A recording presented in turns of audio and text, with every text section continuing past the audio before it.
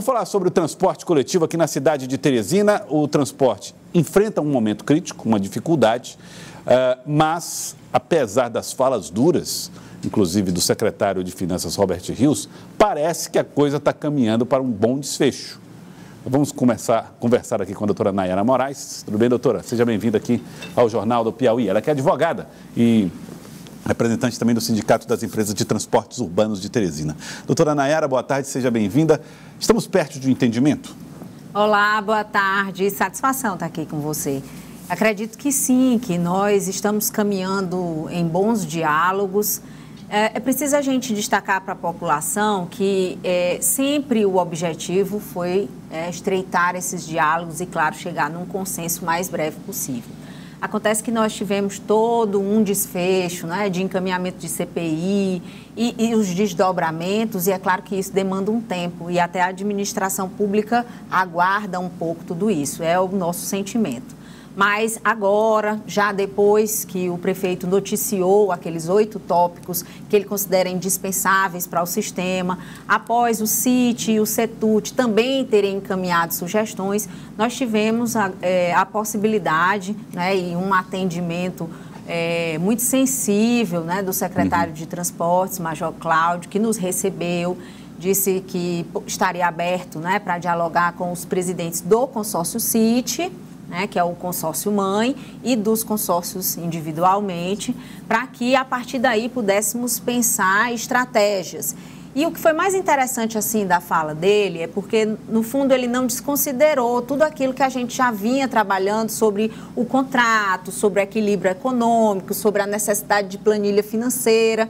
Ele apenas trouxe um novo olhar, que foi aceito por todos dentro dessa reunião, que seria assim: vamos pensar uma planilha econômica que seja levando em consideração as gratuidades. Vamos deixar de discutir subsídio. Vamos pensar, sim, na possibilidade de um aporte financeiro ao sistema, que seria um auxílio com base nas gratuidades, com um valor que fosse indispensável para que o sistema retornasse. Seria uma mudança do destino do dinheiro. Não, o destino do dinheiro é o sistema, mas seria uma mudança do motivo do pagamento. Na verdade, seria um primeiro passo de entendimento, porque essa questão do equilíbrio econômico, ele também leva em conta a gratuidade. Só que a gratuidade, ela é só um dos custos, né? E, na verdade, o que a gente percebe é que há, sim, uma mobilização para se compreender as dificuldades do empresário e que, a partir de agora, com a apresentação desse documento que nós encaminharemos amanhã, nós acreditamos que, com uma planilha financeira adequada, baseada nesse custo, a gente não suprime as discussões anteriores, né? E acho que isso é que foi, assim, algo que nos deixou confortável, porque a gente vai continuar falando de equilíbrio econômico do contrato, a gente vai continuar falando sobre subsídio, só que a gente já vai ter certo o encaminhamento de um auxílio que custeie as gratuidades. Então, os estudantes, né, aquela perna da integração e todas as categorias de gratuidade. Nós estamos fazendo um levantamento e, junto com essa minuta que encaminharemos amanhã, estamos comprovando o que cada empresa transportou de janeiro até agosto de gratuidade em cada ônibus. Tudo isso somado e mapeado num custo que está sendo entregue ao superintendente. O valor devido pela Prefeitura nesse ano seria de aproximadamente 31 milhões, de acordo com os cálculos feitos pelo CETUT. Vocês acreditam que com essa minuta, esse detalhamento, esse dinheiro será disponibilizado para o sistema?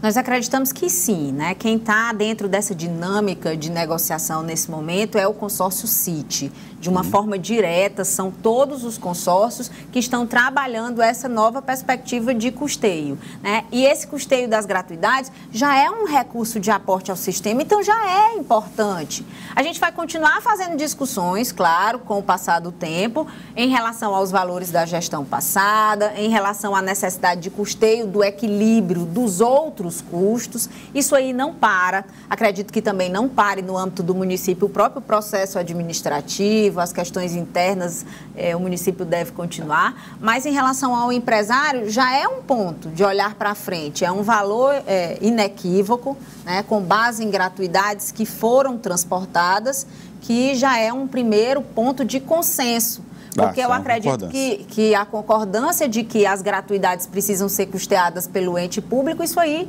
já é algo certo, né? A população já entende isso, já percebe que não é um dinheiro aleatoriamente entregue. Olha, foram transportadas tantos estudantes, foram transportados tantas perna da integração, né? Que a gente chama, que é aquela gratuidade que também integra.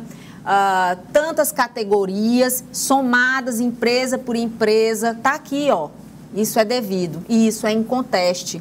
Então, é importante que a gente tenha essa compreensão. Não param as outras discussões. Mas tem o custo do diesel. Tem que desonerar o ICMS. Tem que... Enfim, tudo isso... Esse debate segue. Agora, doutora Nayara, como é que fica o valor do passado? Porque, segundo cálculos da prefeitura, esse valor chegava a o valor total que foi pago no passado, nos últimos anos, foi 240 milhões de reais. Haveria uma dívida de 21 milhões de reais dentro desse universo. Esse valor, que faz parte de gestões anteriores, será discutido ainda? Com certeza essas discussões continuam. Não sei se no âmbito administrativo, com uma proposta do ente municipal nesses autos, né, nesse processo, porque é um acordo homologado judicialmente. Mas o rito judicial continua, independente disso. Agora, é preciso só fazer um destaque, que quando a gente diz assim, que foi aportado 200 milhões, enfim, ao sistema, uma coisa é compra de vale transporte. Compra de vale transporte para disponibilizar para servidores públicos é uma obrigação do município e um direito dos servidores públicos.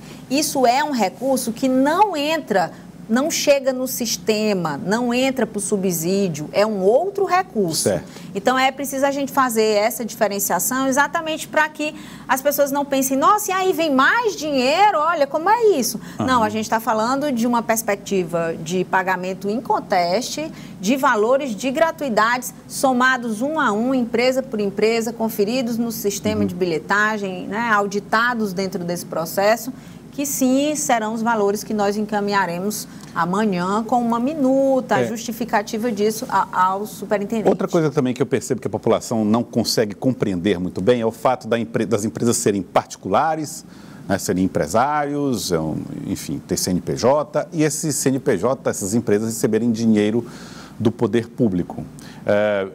Nessa mistura de relações, as pessoas meio que se perdem, sem saber que aquilo é uma concessão pública, que o sistema é coletivo e é público justamente para garantir que ele não pare de funcionar, e também considerando que é politicamente que se discute o valor da tarifa, né? Não é somente olhando para a planilha.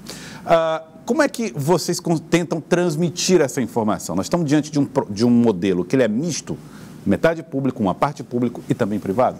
Nós precisamos, e eu acredito, do que tenho observado, desmistificar algumas coisas. Por exemplo, às vezes eu vejo as pessoas falarem muito que é o CETUT quem comanda o transporte coletivo, e nunca foi. Né? Na verdade, o CETUT é o representante sindical desses empresários. Ele tem técnicos internamente contratados e pagos que fazem esses cálculos, mas não são eles que gerenciam o sistema de transporte. Sempre foi o ente municipal. Isso, sempre foi. Então, assim, essa é uma coisa que eu acho que precisa ser desmistificada, né? O controle do sistema é do município de Teresina. A outra coisa é como você fala, o recurso que é aportado ao sistema não é um dinheiro para empresário, não é para o empresário ficar rico.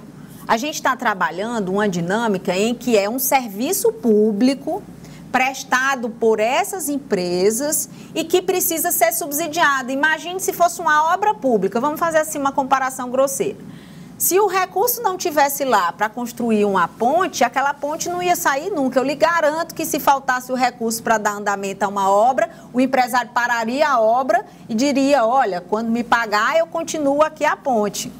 Só que a gente está falando de transporte público, não é uma construção de ponte. O transporte público é um direito da população e é um serviço que não pode ser interrompido. porque é um serviço contínuo. Então, você está trabalhando numa situação em que, com o passar do tempo, o empresário, ele com o custo controlado de R$4 da tarifa, o dinheiro arrecadado não consegue pagar os custos. Se a gente fosse aplicar critérios técnicos, né, de uma planilha GIPOT, por exemplo, hoje o custo estaria em R$18. Será que tem como as pessoas, né, conseguirem pagar uma tarifa de R$18? Passagem seria mais ou menos isso. É fora da realidade. Então, a gente começa a perceber que a tarifa pública controlada é adequada exatamente para contemplar a população, especialmente a população mais carente também, que é um serviço indispensável, que não pode ser interrompido, mas que, em virtude de toda essa circunstância de que o sistema tem muitos custos que não se paga e que esse controle da tarifa faz com que haja subsídios, esse dinheiro não é para empresário, esse dinheiro é para manter o direito da população de utilizar um transporte, apesar dos custos dos empresários, né, de quem faz a prestação de serviço, dentro de um patamar razoável, aceitável na sociedade, que é o que a gente ainda tem hoje de R$4, que muita gente considera caro. E realmente, quando a gente trabalha o conjunto de sugestões enviadas pelo CETUT, até falava em diminuir a tarifa para horários entre picos, para as pessoas se sentirem, né, mais incentivadas ali a usar o transporte. Agora, doutora, quanto ao cumprimento das ordens de serviço, quando é que o teresinense vai ver ônibus na quantidade que ele gostaria de ter ou que era antes da pandemia, por exemplo?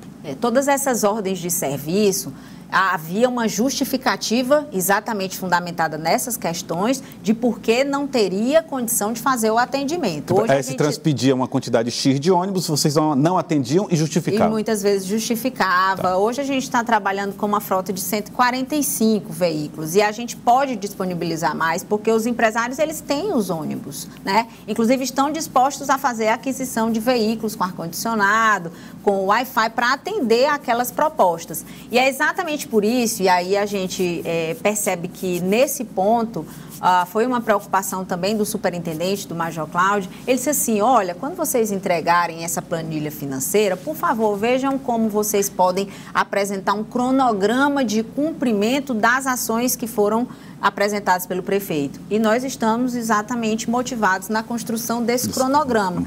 Eu acredito que, dissolvendo essa questão econômica, mesmo com que a gente não resolva tudo de uma vez, mesmo que seja só essa perspectiva do auxílio, gratuidade, de uma maneira ali inicial, temporária, mas a gente tem sim uma possibilidade de fazer o atendimento das ordens de serviço, ampliando a quantidade de veículos e trazendo essa sensação, né, de que o sistema realmente voltou a operar naquilo que se espera. Depois de CPI, declarações fortes, a senhora acredita que o teresinense vai ter ônibus ou serviço mais ou menos normalizado agora? Estamos perto de um acordo? Acredito que sim, né? Eu sou uma pessoa muito positiva, para quem me conhece no dia a dia como pessoa, sabe que eu sou muito otimista.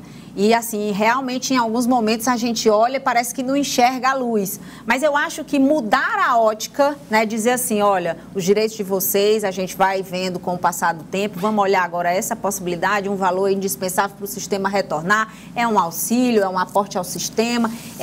Esses outros olhares, eles são importantes e eu vejo com muita positividade. E acho que essa sensibilidade do Major Cláudio foi muito importante dentro desse processo. A gente espera que ele receba a minuta, que ele encampe a minuta, né, dentro do município e que a gente, o mais breve possível, tenha aí um sinal em relação a essa questão econômica e possa colocar os ônibus de forma regular. Doutora Nayara, muito obrigado pela participação aqui no Jornal do Piauí de hoje. Obrigado pela participação conosco, advogada do Sindicato das Empresas de Transportes Urbanos de Teresina. Obrigado. Muito obrigada e sempre à disposição.